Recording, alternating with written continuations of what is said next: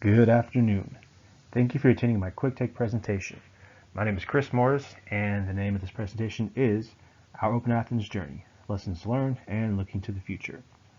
While designing this presentation, PowerPoint suggested this fog background, and I kind of believed they knew what I was about to talk about. There were definitely times where it felt as if we were walking through fog during our journey. I do appreciate you taking the time out of your day, and I hope you come away with something interesting by the time this is over. So, who is this faceless voice you're hearing behind this presentation? I am Chris Morris, the web librarian from Kennesaw State University. I work in our systems department, and I was institutional lead for going live with OpenAthens beginning in July of 2019. I've been in my position since January of 2019, and have worked for the KSU library system since October of 2015.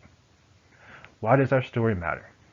I like listening to stories, as I'm sure most librarians do, and appreciate the fact that no library does things the same. Despite that, I think we can all learn from each other.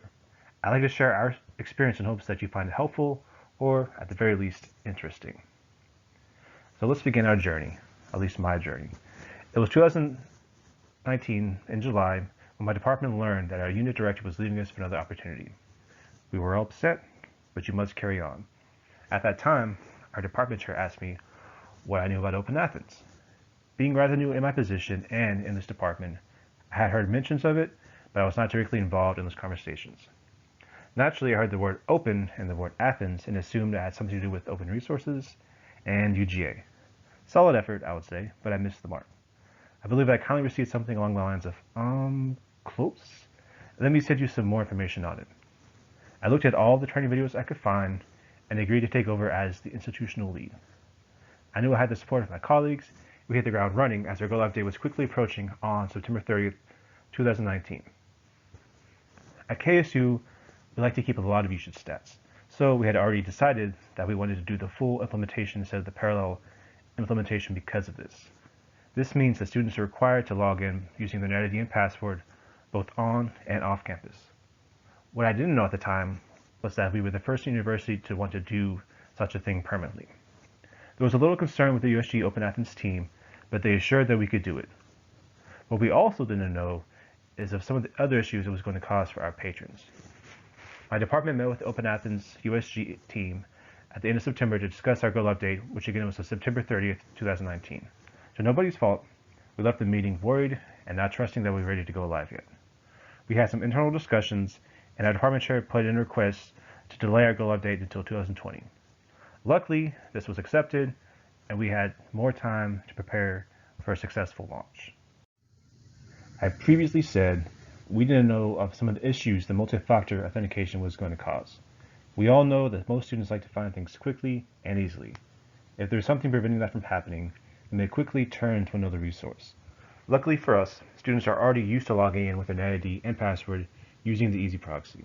However, logging in through EasyProxy doesn't require the dual multi-factor authentication. While multi-factor authentications do protect us, many faculty and students have been upset about having to do it for D2L, email, and other services. Our UITest department informed us that we would have to use multi-factor authentication if we were to do the full implementation. That brought up a huge question. Do we really want to do this to our students? With our previous director being gone, I wasn't the only one who was new to the OpenAthens table. My entire unit was learning about this together, and students having to use Duo became a huge cause of concern for us. We bugged the USG OpenAthens team and our UITS about ways to still collect usage data without using the authentication. There wasn't much we could do. After some back and forth with our department chair and UITS finally agreed to let us go forward without using dual authentication. Small victories mean a lot, and for sure, this was one definitely worth celebrating. One thing I mentioned earlier is that everyone does things differently, and I think we can all learn from each other. Each college has a different type of patron, so what works for somebody might not work for you. Either way, you can get good ideas by reaching out to others. Agnes Scott and Georgia Tech were kind enough to meet with our department about their experiences. One big takeaway we had is that we needed to do some marketing as soon as possible. While we had the victory of not having to use multi-factor authentication, the login screen is still the dreaded one the students see when they know they would have to do so. So our goal was to let them know, hey, it's fine, no duo for you, proceed, and you'll get right to the resources you want to use. We created marketing images for our homepage, introduced them to the change from EasyProxy to OpenAthens. We also hope that librarians who are outreach liaisons could pass this information forward as well. Having enough time to market the change from EasyProxy to OpenAthens made us feel good about our go-live date. There was also, naturally, a little bit of anxiety inside the library about the change. Librarians work hard on their content for teaching and work, so how is the change going to impact their work? We held a training session to let everyone know about the changes coming forward. Did it help? I can't say for sure yes or no, but I do believe if you communicate change and are transparent about what will happen and also appear confident about the process, others will follow your lead. I really believe the timeline for taking over the project in July to going live in September felt a little rushed. Once we had the date pushed back to 2020, you get everyone who is new to OpenAthens time to prepare. I'm limited in time, so I'm leaving out some of the smaller details of our journey. But here we are, 2020, we were done with marketing, planning, doing the behind-the-scenes work with vendors and the OpenAthens USG team. What else should we do?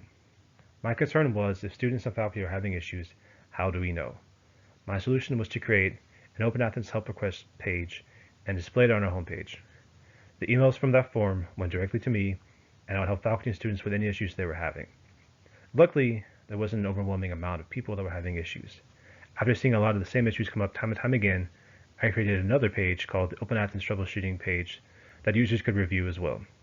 I noticed I received fewer requests after this was created, but it could have been people getting used to OpenAthens as well. One other huge takeaway was the amount of issues I got that were not OpenAthens related. I don't blame them. I didn't really know what OpenAthens was first either. I like to help, and I helped these students with their non-OpenAthens issues as I could, whether it was me directing them to someone that could help or me doing it myself. This form still lives on our homepage, but has been renamed to the Database Access Help page. It is still a very popular way to get help today. While we offer a lot of services such as 24/7 chat, I believe it is important to be there for your patrons. Everyone has a different preference on how they communicate, so this is just another avenue for us to help. We also realized the importance of teamwork. Despite me being the institutional lead, that didn't mean I was doing this alone. Being there to support your colleagues is always important. I truly believe any project can turn out successful if you work well with others on your team. It also makes a project more enjoyable when you're working with a good group. Despite the early struggles, nobody pointed fingers or blamed anyone. We got together as a team and wondered how can we make this better, and we did. When I first had the idea of presenting about our journey to going live with OpenAthens, one thing I really wanted to do was have a session at the end to talk about other people's experience so far in your own OpenAthens journey. I know there is some information sharing going on, but I'd really enjoy having a group of other USG librarians come together and talk about their experiences. There's always knowledge, power, and numbers. Also, what else can we do with OpenAthens? The administrator dashboard has a lot of useful information on it. We have had some early success setting up the guest accounts and access accounts. There was a concern originally about guests not being able to use the databases once we moved away from EasyProxy because they had no NetID. Also, what are other librarians doing when OpenAthens is not working? We know it goes down from time to time, and we solve our EasyProxy, and users can get access through those databases, and they usually work when OpenAthens is not working. I've wondered about creating a backup A to Z list, but that would definitely take some time. There are many other good questions out there and other ideas out there, and I would love to hear your ideas and your answers too. To those of you who lasted the entire 10 minutes, I want to thank you very much for sticking around. I hope this helped somebody, and below here's my contact information. I do prefer email instead of phone calls these days, but either one is fine. Feel free to reach out with me if you would like to discuss anything, OpenAthens, anything else. I'd love to hear from you. I hope you all enjoy the rest of your conference and have a tremendous day. Thank you.